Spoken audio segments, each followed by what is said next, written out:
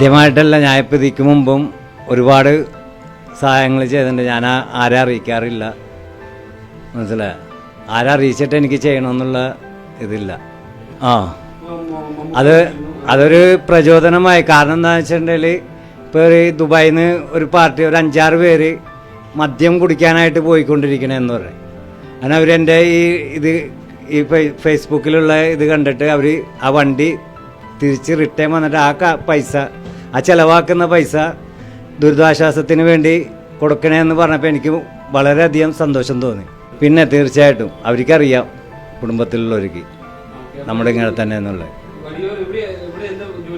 ഇവിടെ വഴിയോര കച്ചവടമാണ്, റെഡിമെയ്ഡിൻ്റെ കച്ചവടമാണ് വഴിയോരത്തിരുന്നത്. ഞാനുണ്ട്, അനിയനുമുണ്ട്, എൻ്റെ ഒരു ചേട്ടനുണ്ട്.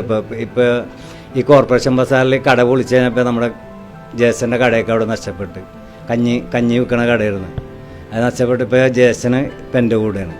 ഇനിയിപ്പോൾ പ്രളയം വരാതിരിക്കാൻ എല്ലാ ആളുകളും ഇനിയൊരു ദുരന്തമോ പ്രളയമോ വരാതിരിക്കാനായിട്ട് എല്ലാവരും മനസ്സറിഞ്ഞ് ദൈവത്തോട് പ്രാർത്ഥിക്കുക. ഇനിയൊരു ദുരന്തം വരാതിരിക്കട്ടെ എന്ന് പ്രാർത്ഥിക്കുക, അത്രേ ഉള്ളൂ. വഴിയോര കച്ചവടക്കാർക്ക് വേണ്ട സൗകര്യങ്ങളൊന്നും ലഭിക്കുന്നില്ല എന്നും സംഘടിതമായ ഒരു കൂട്ടായ്മ ഉണ്ടാക്കാൻ പരിശ്രമിക്കുന്നുവെന്നും പറയുന്നു കേട്ടു.